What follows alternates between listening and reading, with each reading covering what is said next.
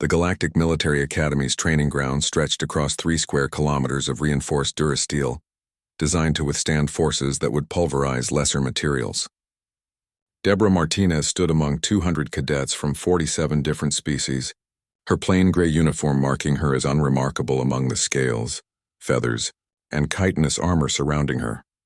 "Today's exercise is simple," announced Drill Commander Vexthor, his 4 eyes scanning the assembled recruits with barely concealed disdain. The Krillian's exoskeleton clicked as he gestured toward a massive cylindrical object in the center of the training ground. "Transport the standard training load 300 meters. Those who complete the task pass. Those who fail, reconsider their career choices." Deborah studied the cylinder. It looked innocuous enough. About 2 meters long, half a meter in diameter, with handles welded along its sides.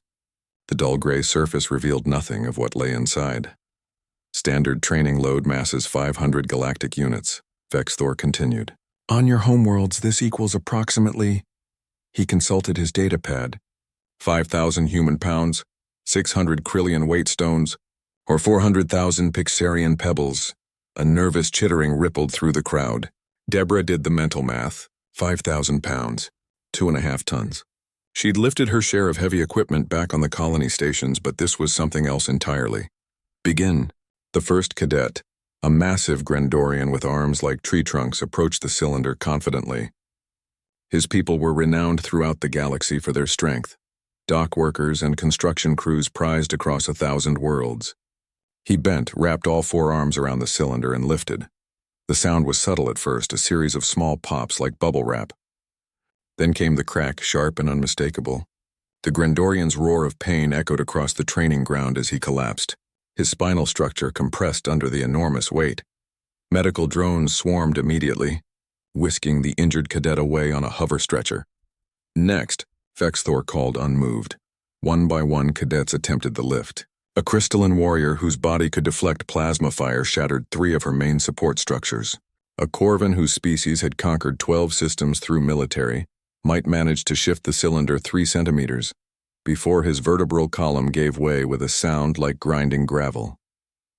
The Pixarians worked in teams of 50, their combined strength insufficient even to rock the massive object. After the 37th failure, a particularly gruesome incident involving a Threxian whose internal support system simply liquefied, Deborah noticed someone else watching the carnage with interest rather than horror. Brian O'Connor stood near the back of the crowd, his arms crossed, a thoughtful expression on his face. He was the only other human in their class of 200, a farm boy from one of Earth's agricultural colonies. They'd nodded to each other during orientation but hadn't really talked. "This is barbaric," hissed Silvara, a Serpentian who'd become Deborah's closest friend at the academy.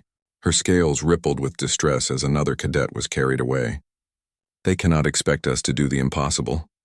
"It's not about the lift," Deborah murmured, still watching Brian. "It's about how we handle failure." "Easy for you to say. Humans haven't tried yet." That changed moments. Later, when Vexthor's gaze fell on Brian. "Human, you're next." Brian uncrossed his arms and walked forward with an unhurried gait that suggested neither confidence nor fear, just the steady pace of someone with work to do. The crowd parted around him and Deborah caught the whispers. "Poor creature. So fragile. Human bones. I heard their homeworld has barely any gravity." Brian circled the cylinder once, studying it from every angle. Then he bent his knees, wrapped his hands around the center handles, and lifted. Not struggled, not attempted. Lifted. The cylinder rose smoothly off the ground as Brian straightened, the massive weight settling across his shoulders. He adjusted his grip, tested the balance, and began walking toward the target line 300 meters away. The training ground fell absolutely silent. "Impossible," Vexthor breathed, all 4 eyes wide with shock. Brian covered the distance in steady strides, his breathing controlled, his posture straight. When he reached the line, he set the cylinder down with care, brushed his hands on his uniform pants, and walked back toward the group. "Human Martinez," Vexthor barked, snapping out of his stupor. "Your turn." Every eye turned to Deborah. She felt the weight of their stares, skepticism, hope, fear, and something else. Curiosity. She approached the cylinder, aware that Brian had made it look easy. But she'd grown up on Luna Station, where she'd helped her father maintain the gravity generators, heavy work in variable G-forces.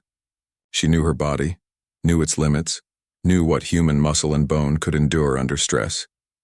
The handles were cold under her palms. She bent her knees. Proper lifting form, her father's voice echoed, always protect your back, and lifted. The weight was enormous, staggering but not impossible. She felt every muscle in her legs, back, and core engage. Her bones didn't crack, they held. Humans had evolved under Earth's gravity, stronger than 90% of the inhabited galaxy's worlds. What broke other species was merely very, very heavy to her. Deborah carried the cylinder the full 300 meters and set it down beside Brian's. When she turned back, every cadet was staring at the two humans with expressions ranging from awe to terror. Well, Vexthor said slowly, consulting his datapad with trembling manipulators, it appears the human homeworld's gravitational rating was significantly underestimated in our files. I will need to recalibrate the entire... He stopped mid-sentence as Brian walked past him back toward the cylinder. The human lifted it again, this time with one hand on each end, and began using it to sweep dust and debris from the training ground floor where dozens of injured cadets had left their marks. Just cleaning up. Sir? Brian said cheerfully, casually carrying 2.5 tons like a maintenance mop. Seemed like the area could use it. Deborah caught Silvera's eye and smiled at her friend's slack-jawed expression. Throughout the galaxy, humans were considered weak, fragile, barely suited for military service. Perhaps, Deborah thought, it was time to update those assumptions.